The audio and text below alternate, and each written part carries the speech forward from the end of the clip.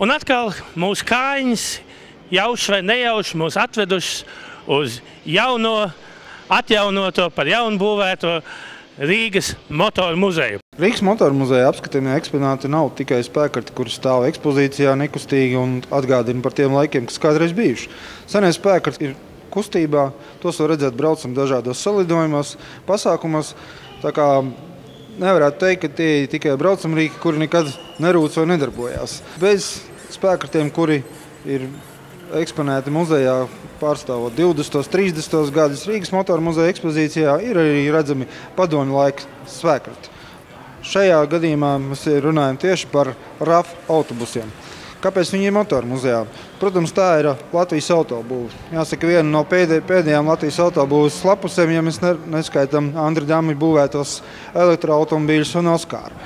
Lai gan RAF rūpnīca sen jau ir beigusi savu darbību, tomēr busiņi diezgan lielā skaitā vēl ir atrodami un ir pat diezgan daudz, kas ir labā tehniskā stāvoklī un brauc pa mūsu Latvijas ceļiem. Rīgas motoru muzejā ir apskatāmi vairāk spēkarti, kas ir būvēti Latvijā.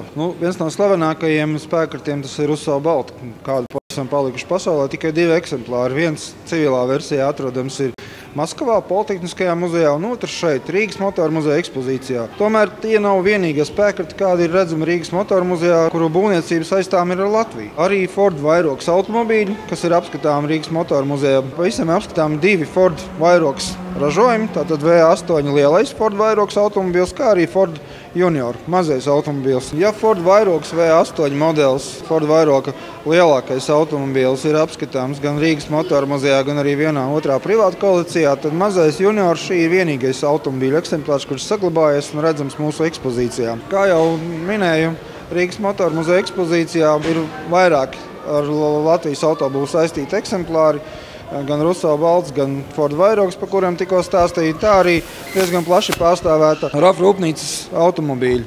Ir gan koka RAFs, tautā sauktais pa koka Ikarus, gan arī šie te eksperimentālie modeļi, kuri, diemžēl, plašākā rūpnīcas ražošanā neaizgāja. Te bija 90. gadi, kad autorūpniecība faktiski apstājās, izzuda valsts pasūtījums un vairs ražošana faktiski nebija iespējama. Taču ekspozīcijā redzami arī reti modeļi, kuri tika ražoti Rīgā, jo sākotnēji RAF rūpnīca atradās Rīgā, Duntas ielā, un šeit ir redzams viens no tādiem retiem modeļiem, kas faktiski arī šobrīd ir vienā eksemplārā saglabājies, RAF 977D modelis, kas kopumā tika uzbūvēts tikai 300 eksemplāros. Pamatā tas bija nosūtīts Padomju valsts dienvidu republikās, un Latvijā pavisam nedaudz tādi bija sastopami. Bez šiem RAF modeļiem ir arī tāda unikāla lieta, kā RAF elektrobusiņš.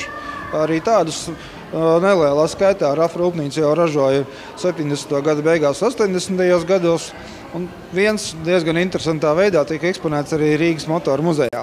Kā jau muzeja visā ekspozīcijā daudzās vietās ir dažādas interaktivitātes, arī RAF ekspozīcijā ir iespējams interaktīvie momenti, un arī tieši uz šo RAF elektro ir iespējams automobīli gan izkrāsot, gan padarīt dažādās krāsās saistoši. Lai gan daudz padomju tehnikas vēl redzams uz mūsu valsts ielām un ceļiem, tomēr retākie eksemplāri apskatām šeit pie mums Rīgas motoru muzejā. Laipni aicināti katru dienu līdz 6:00 esam vaļā.